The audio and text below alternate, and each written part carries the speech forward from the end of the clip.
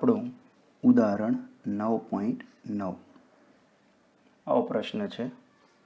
આકૃતિમાં દર્શાવેલા લેન્સ સંયોજન માટે પ્રતિબિંબ સ્થાન મેળવો.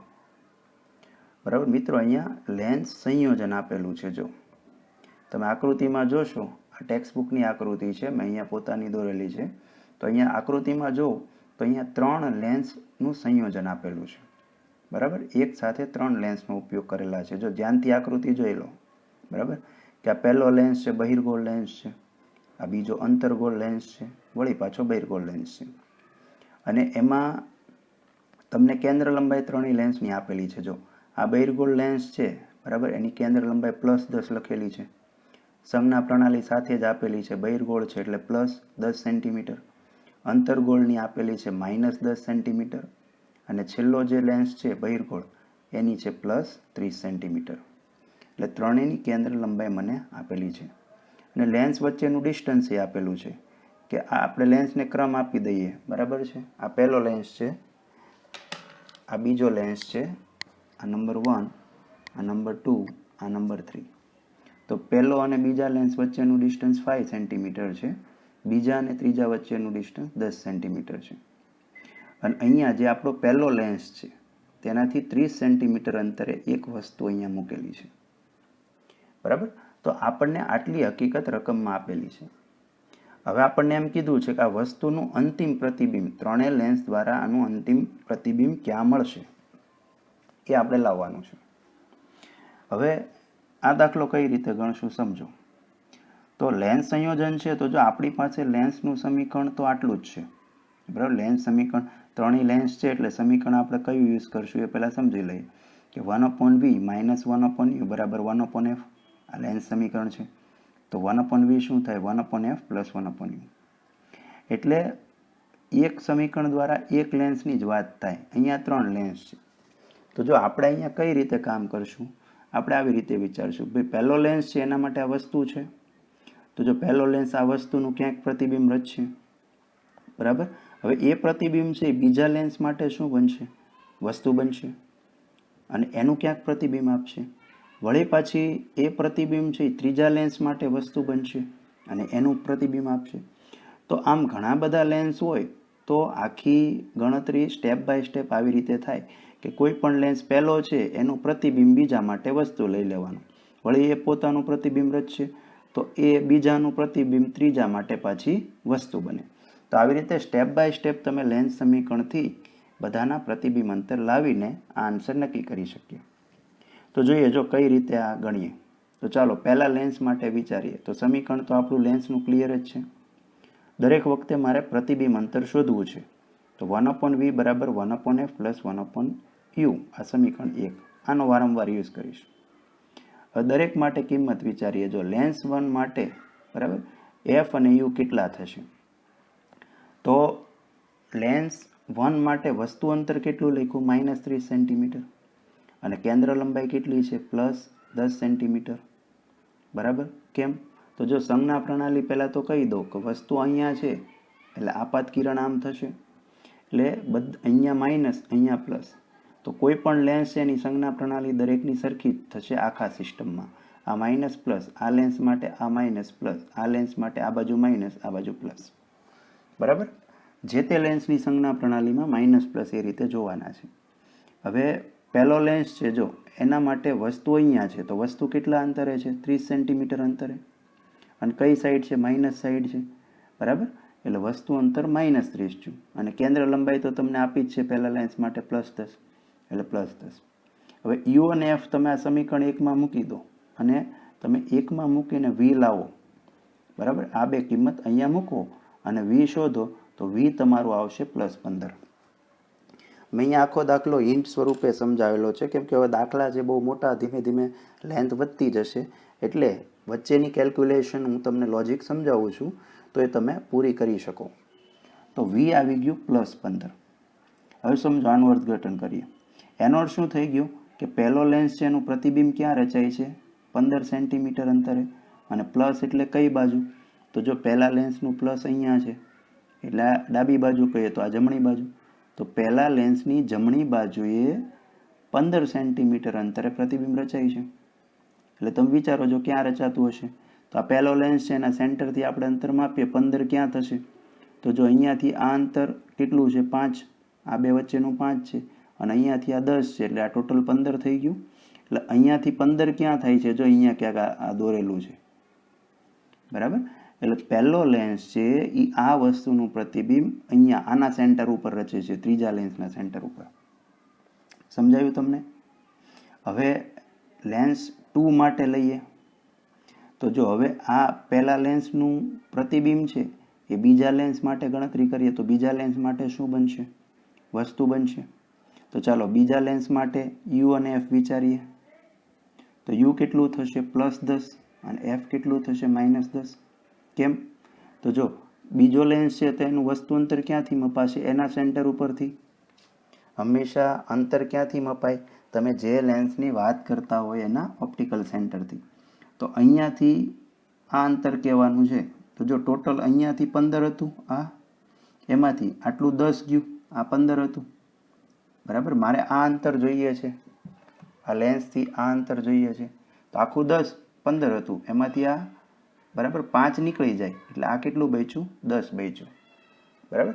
એટલે બીજા લેન્સ માટે આ વસ્તુ છે, તો બીજા લેન્સ માટે વસ્તુ અંતર કેટલું થઈ ગયું? આ ડિસ્ટન્સ 10 થઈ ગયું. અને માઇનસ કે પ્લસ? તો કીધું પ્લસ. કેમ? તો કે લેન્સની આ સાઈડ છે, તો જો આ લેન્સ માટે પ્લસ અહીંયા છે, એટલે આ +10 છે. એફ તો -10 છે જ, બરાબર. હવે એ મૂકો સમીકરણ 1માં, એફ અને યુ આ વેલ્યુ મૂકો તો વી કેટલું મળશે? ઇન્ફાઇનાઇટ મળશે. એનો અર્થ બીજા લેન્સ માટે પ્રતિબિંબ અંતર ક્યાં છે? અનંત મળશે. એટલે વિચારીએ બીજા લેન્સથી અનંત અંતર, એટલે માની લો બહુ દૂર છે, અહીંયા ક્યાંક અનંત છે, આ સ્ટાર દોર્યો ત્યાં, તો અહીંયા ક્યાંક આ વસ્તુ છે બીજા લેન્સ માટેનું પ્રતિબિંબ અહીંયા ક્યાંક મળશે, બરાબર. ચાલો, એટલે એ સોલ્વ થઈ ગયું. હવે ત્રીજા લેન્સ માટે ગણીએ. તો જો હવે ત્રીજા લેન્સ માટે આ વસ્તુ બનશે અને ત્રીજો લેન્સ એનું પ્રતિબિંબ આપશે. તો ત્રીજા લેન્સ માટે વસ્તુ અંતર કેટલું થશે? તો જો અહીંયા આ ઇન્ફાઇનાઇટ અંતરે છે, તો આ લેન્સના સેન્ટર, ત્રીજા લેન્સના સેન્ટરથી આ અંતર છે એ વસ્તુ અંતર બન્યું. તો આ કેટલું છે? ઇન્ફાઇનાઇટ થશે. એટલે ત્રીજા લેન્સ માટે વસ્તુ અંતર કેટલું થશે? ઇન્ફાઇનાઇટ. તો ગમે ત્યારે વસ્તુ અંતર અનંત હોય ત્યારે પ્રતિબિંબ ક્યાં મળે? મુખ્ય કેન્દ્ર ઉપર, બરાબર. જ્યારે વસ્તુ અનંત અંતરે હોય ત્યારે આવું વસ્તુ પ્રતિબિંબ ક્યાં આપે? મુખ્ય કેન્દ્ર એફ ઉપર. એટલે પ્રતિબિંબ અંતર કેટલું થશે? એફ.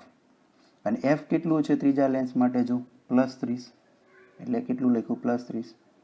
એનો અર્થ ત્રીજો લેન્સ પ્રતિબિંબ ક્યાં આપશે? +30 સેન્ટીમીટર અંતરે. આનું અર્થઘટન કરીએ. +30 એટલે ક્યાં? તો અહીંયા ત્રીજા લેન્સથી 30 સેન્ટીમીટર અંતરે આપશે. અને પ્લસ એટલે કઈ બાજુ? તો ત્રીજા લેન્સનું પ્લસ અહીંયા છે, એટલે અહીંયાથી આ બાજુ અહીંયા ક્યાંક 30 સેન્ટીમીટર અંતરે પ્રતિબિંબ મળશે. એટલે જમણી બાજુએ કહીએ, બરાબર. આ જમણી બાજુ છે, જમણી બાજુએ 30 સેન્ટીમીટર અંતરે પ્રતિબિંબ મળશે. એટલે આખો દાખલો આવી રીતે તૈયાર થયો, બરાબર. આ યુ એફ આ કિંમતો જ સમજવાની છે અને સંજ્ઞા પ્રણાલી જોતી જવાની છે, બરાબર. તો આ બાબત સ્પષ્ટ થાય.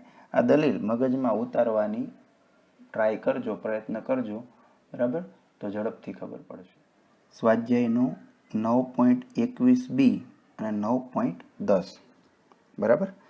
અહીંયા એક જ રકમમાંથી 2 થી 3 દાખલા બનાવેલા છે ટેક્સ્ટ બુકમાં, એટલે જરા જોજો, બરાબર. કોનું સોલ્યુશન છે હું તમને સ્પષ્ટ કહું છું. આમાં 2 સોલ્યુશન છે, એક તો 9.10 દાખલા નંબર અને 9.21નો બી, એનો આન્સર આમાં સમજાવેલો છે. 9.21 જોશો સ્વાધ્યાયમાં, બરાબર. તો 9.21માં એ અને બી એમ 2 ક્વેશ્ચન છે, એમાં 9.21નો બી ક્વેશ્ચન પણ આમાં છે. ચાલો, તો પહેલાં તો 9.10, તો એવું કહે છે કે 30 સેન્ટીમીટર કેન્દ્ર લંબાઈના બહિર્ગોળ લેન્સને 20 સેન્ટીમીટર કેન્દ્ર લંબાઈના આંતરગોળ લેન્સ સાથે સંપર્કમાં રાખ્યો છે, બરાબર. આ જે દાખલા છે હવે આપણે લેન્સ સંયોજનના દાખલા ગણીએ છીએ કે 2 કે તેથી વધારે લેન્સ એકબીજાના કોન્ટેક્ટમાં રાખો તો પરિણામ શું મળે? તો આપણને 2 લેન્સ સંયોજનમાં કીધું છે, 30 સેન્ટીમીટર વાળો બહિર્ગોળ લેન્સ અને 20 સેન્ટીમીટર કેન્દ્ર લંબાઈ વાળો અંતરગોળ, તો એકબીજાના સંપર્કમાં રાખેલા છે. તો લેન્સ સંયોજનની સમતુલ્ય કેન્દ્ર લંબાઈ શોધો, બરાબર. અને એમ કીધું છે કે આ સંયોજન બહિર્ગોળ અભિસારી એટલે કે બહિર્ગોળ લેન્સ હશે કે અપસારી એટલે કે અંતર્ગોળ લેન્સ હશે. બરાબર. જો આનો આન્સર શું થાય, તો ચાલો મેં અહીંયા બે લેન્સનું કોન્ટેક્ટ કરી દીધો. અહીંયા તમે આકૃતિમાં જો બે લેન્સ એકબીજાના સંયોજનમાં છે. રેડ છે બહિર્ગોળ લેન્સ છે, એની સાથે કોન્ટેક્ટમાં કયો છે, અંતર્ગોળ લેન્સ છે.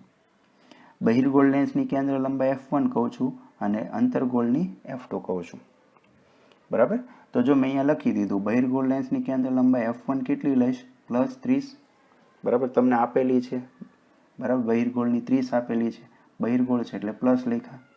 એ જ રીતે અંતર્ગોળ લેન્સની કેન્દ્ર લંબાઈ f2 કહી દઉં તો કેટલી છે, 20 સેન્ટીમીટર, પણ અંતર્ગોળ છે એટલે માઇનસ. બરાબર. તો f1 અને f2 આપેલી છે, મારે સંયોજનની કેન્દ્ર લંબાઈ જોઈએ છે. તો જો તમને શીખવ્યું છે થિયરીમાં કે એક કરતાં વધુ લેન્સ આવી રીતે સંયોજન હોય, સંપર્કમાં રાખેલા હોય, ત્યારે સમતુલ્ય કેન્દ્ર લંબાઈનું સૂત્ર શું છે, તો સમતુલ્ય કેન્દ્ર લંબાઈ 1/f બરાબર તમે લખી શકો 1/f1 + 1/f2. જેટલા લેન્સ હોય 3 હોય તો વત્તા 1/f3 1/f4. તો આવું આપણે થિયરીમાં શીખેલા છીએ. બરાબર. તો હવે તમારે f1 અને f2 ની કિંમત મૂકી દો. તો f1 છે 1/30, બરાબર, f2 છે -20 એટલે -1/20. આનો લસા લઈને સાદુરૂપ આપશો તો f થઈ જશે -60 સેન્ટીમીટર. એટલે વ્યક્તિગત બે લેન્સ તમે વિચારો, બહિર્ગોળ કે અંતર્ગોળ, તો એની કેન્દ્ર લંબાઈ આટલી છે, પણ એને તમે આવી રીતે જોડીને યુઝ કરો, સંયોજન તરીકે યુઝ કરો, તો એની કેન્દ્ર લંબાઈ કેટલી થશે, -60 થશે. હજી આમાં એક વસ્તુ પૂછી છે કે આ સંયોજન બહિર્ગોળ લેન્સ બનશે કે અંતર્ગોળ, તો એની સ્પષ્ટતા કરી દઉં. જો અહીંયા સમતુલ્ય કેન્દ્ર લંબાઈ કેવી આવી, ઋણ છે, એનો અર્થ ઋણ કેન્દ્ર લંબાઈ કોની હોય, અંતર્ગોળ લેન્સની. એનો અર્થ આ જે જોડકું છે એ કયા લેન્સની જેમ વર્તશે, અંતર્ગોળ લેન્સની જેમ વર્તશે. જો અહીંયા પ્લસ આવેલી હોત તો પ્લસ કોની હોય, બહિર્ગોળની. તો એમ કહી શકાય કે આ જોડકું છે એ કંઈક બહિર્ગોળ લેન્સ જેવું કામ આપશે. એટલે 9.10 ની આ વાત પૂરી થઈ. હવે આપણો પ્રશ્ન છે 9.21b. તો જો b ની રકમ કંઈક આવી છે. જો 30 સેન્ટીમીટર કેન્દ્ર લંબાઈનો બહિર્ગોળ લેન્સ અને 20 સેન્ટીમીટર કેન્દ્ર લંબાઈના અંતર્ગોળ લેન્સ વચ્ચેનું અંતર 8 સેન્ટીમીટર છે. બરાબર. જો લેન્સ આ જ છે 20 સેન્ટીમીટર અને આપણો 30 સેન્ટીમીટર, બહિર્ગોળ અને અંતર્ગોળ, એ જ સેમ ટુ સેમ આ જ બે લેન્સ છે. પણ હવે શું કીધું, બે લેન્સ વચ્ચેનું અંતર કેટલું છે, 8 સેન્ટીમીટર. અહીંયા એકબીજાના કોન્ટેક્ટમાં મૂકેલા હતા એટલે અંતર 0 હતું. હવે બેને 8 સેન્ટીમીટર અંતરે મૂકી દીધા. તો હવે આ મૂક્યા પછી જો 1.5 સેન્ટીમીટર ઊંચાઈની વસ્તુને બહિર્ગોળ લેન્સ તરફ 40 સેન્ટીમીટર અંતરે મૂકવામાં આવે તો બે લેન્સ સંયોજનથી મળતી મોટવણી અને પ્રતિબિંબની ઊંચાઈ શોધો. બરાબર. તો સમજીએ. જો આ દાખલામાં શું કહેવા માંગે છે, આગલી સ્લાઇડમાં આપણે જોઈએ. હવે આપેલ દાખલાને મેં બરાબર આકૃતિમાં કન્વર્ટ કરેલું છે. આકૃતિ જુઓ, બરાબર, સમજો. ચાલો, આપણો આ બહિર્ગોળ લેન્સ છે, અંતર્ગોળ લેન્સ છે. બહિર્ગોળની કેન્દ્ર લંબાઈ આપણને +30 આપેલી છે, અંતર્ગોળ લેન્સની કેન્દ્ર લંબાઈ -20 આપેલી છે. અને અત્યારે આ બે લેન્સ કેટલા અંતરે મૂકેલા છે, 8 સેન્ટીમીટર અંતરે. એટલે બંને આ ઓપ્ટિકલ સેન્ટર કહી દો બંને લેન્સના, તો આ ડિસ્ટન્સ કેટલું છે, 8 સેન્ટીમીટર છે. અને તમને રકમમાં એવું કીધું છે કે આ બહિર્ગોળ લેન્સ છે એનાથી 40 સેન્ટીમીટર અંતરે 1.5 સેન્ટીમીટર ઊંચાઈની એક વસ્તુ મૂકેલી છે. તમે સમજો, આ બહિર્ગોળ છે ત્યાંથી 40 સેન્ટીમીટર અંતરે આ વસ્તુ એ બી મૂકેલી છે, જેની હાઇટ કેટલી છે, 1.5 સેન્ટીમીટર. તો આટલું તમને આપેલું છે. હવે તમને એવું પૂછ્યું છે કે ભાઈ આ આખું જોડકું છે બે લેન્સનું, તો એને કારણે આ વસ્તુનું પ્રતિબિંબ કેવડું મળે, બરાબર છે, ફાઇનલ પ્રતિબિંબ કેટલી ઊંચાઈનું મળશે, અને આની સંયુક્ત મોટવણી, ટોટલ મોટવણી કેટલી થશે આ સિસ્ટમની. બરાબર. એટલે જો આમાં કઈ રીતે ગણશું, તો મેં કીધું એમ ફરીથી આપણી પાસે બે લેન્સ છે. બરાબર. એટલે વારાફરતી હું શું કરીશ, પહેલા લેન્સ માટે ગણતરી કરીશ. એવું વિચારીશ કે પહેલો લેન્સ છે એ આ વસ્તુનું પ્રતિબિંબ ક્યાં રચશે, એટલે પહેલા લેન્સ માટે પ્રતિબિંબ અંતર શોધીશ. એ પ્રતિબિંબ છે વળી પાછું બીજા લેન્સ માટે વસ્તુ બનશે અને એનું ફાઇનલ પ્રતિબિંબ આપશે. બરાબર. અને સાથે સાથે એ વિચારતો જઈશ કે મારે આ પ્રતિબિંબ કેટલું મોટું મળે છે શોધવું છે, તો એવું વિચારીશ કે પહેલો લેન્સ છે એ 1.5 સેન્ટીમીટર ઊંચાઈની વસ્તુ છે એનું કેવડું પ્રતિબિંબ આપશે, પછી એ પાછું બીજા લેન્સ માટે વસ્તુ બનશે. અને બીજો લેન્સ પાછું એનું પ્રતિબિંબ આપશે ત્યારે કેવડું મળશે, એટલે મને ફાઇનલ પ્રતિબિંબ કેવડું મળશે એ પણ ખબર પડી જાય. બીજું, બંને લેન્સ જ છે એટલે આપણું સમીકરણ શું યુઝ કરવાનું થશે? તો લેન્સ માટે આપણને ખબર છે 1/v - 1/u બરાબર 1/f લેન્સનું સમીકરણ. અને મારે દરેક વખતે પ્રતિબિંબ અંતરની જરૂર રહેવાની છે, તો 1/v ને કરતા બનાવું તો શું થાય? 1/f + 1/u સમીકરણ 1. એટલે સમીકરણ 1 મારે યુઝ કરવાનું છે. તો ચાલો પહેલાં બહિર્ગોળ લેન્સ માટે કિંમતો વિચારીએ કે એના માટે f અને u કેટલા થશે. તો v મળી જાય. તો બહિર્ગોળ લેન્સ માટે u કેટલું થશે? -40. જો સંજ્ઞા પ્રણાલી અહીંયા લખી દીધી છે, વસ્તુ આ સાઈડ છે એટલે આપાત કિરણ આપણું આમ થશે એટલે માઇનસ પ્લસ, તો એના અહીંયા same to same copy minus plus. બે લેન્સ માટે સંયોજનમાં સંજ્ઞા પ્રણાલી સરખી જ રહેશે. તો u કેટલું થશે? તો જો અહીંયા માઇનસ સાઈડ છે એટલે -40 બરાબર. અને f કેટલું છે લેન્સ માટે? તો f છે +30 બરાબર. તો બહિર્ગોળ લેન્સ માટે આ બે કિંમત મૂકીએ સમીકરણ 1માં અને v લાવીએ તો v કેટલું મળે છે? +120 સેન્ટીમીટર. આ 120 છે બરાબર. એટલે બહિર્ગોળ લેન્સ પ્રતિબિંબ ક્યાં રચશે? 120 સેન્ટીમીટર અંતરે. અને પ્લસ આવ્યું મૂલ્ય બરાબર. તો પ્લસ એટલે ક્યાં? તો જો એના ઓપ્ટિકલ સેન્ટરથી માપશું એનાથી પ્લસ એટલે આપણી જમણી બાજુ. તો લેન્સની જમણી બાજુએ કેટલા અંતરે? 120 સેન્ટીમીટર અંતરે. એટલે તમે કલ્પના કરો કે અહીંયાથી આ અંતર મેં 120 સેન્ટીમીટર અહીંયા ક્યાંક દર્શાવ્યું છે બરાબર. એટલે આ પ્રતિબિંબ કહી દઉં a', b'. એટલે આ એબીનું પ્રતિબિંબ પહેલો લેન્સ ક્યાં રચે છે? અહીંયા a', b' બરાબર. હવે જો અહીંયા એની ઊંચાઈ પણ મેં લખેલી છે. જો એ કેટલી ઊંચાઈનું હશે એ ગણવું હોય તો કંઈ નહીં, પહેલા લેન્સ માટે આપણે મોટવણી વિચારી લઈએ તો એ કામ થઈ જાય. તો બહિર્ગોળ લેન્સ માટે મોટવણીનું મૂલ્ય શું થશે? v/u. જો અહીંયા મેં માનાંક લખેલા છે, હું મૂલ્ય જ જોઉં છું, પ્રતિબિંબ ઉલટું મળે ચત્તું એની ચિંતા અત્યારે નથી કરતો. તો v/u. તો v કેટલું છે? 120 અને u કેટલું છે? 40. એટલે મોટવણી કેટલી થઈ? 3. તો પહેલા લેન્સની મોટવણી 3 છે બરાબર. હવે મોટવણી m બરાબર શું થાય? h'/h લખી શકાય, પ્રતિબિંબની ઊંચાઈ ભાગ્યા વસ્તુની ઊંચાઈ. તો મોટવણી 3 છે એટલે h'/h કેટલું થાય? 3 થાય. તો h' બરાબર શું થાય? 3h. એટલે 3h કેટલું? તો ભાઈ પહેલા લેન્સ માટે વસ્તુની ઊંચાઈ કેટલી હતી? 1.5 સેન્ટીમીટર. તો h ડોટ તો આવ્યું 4.5 સેન્ટીમીટર. એટલે આનો અર્થ ખ્યાલ આવ્યો કે બહિર્ગોળ લેન્સ છે એ 1.5 સેન્ટીમીટર ની ઊંચાઈની વસ્તુ છે, એનું પ્રતિબિંબ કેટલું આપે છે? 4.5 સેન્ટીમીટર આટલું આપે છે બરાબર. અને 120 સેન્ટીમીટર અંતરે આપે છે, અહીંયાથી 120 આ થાય છે.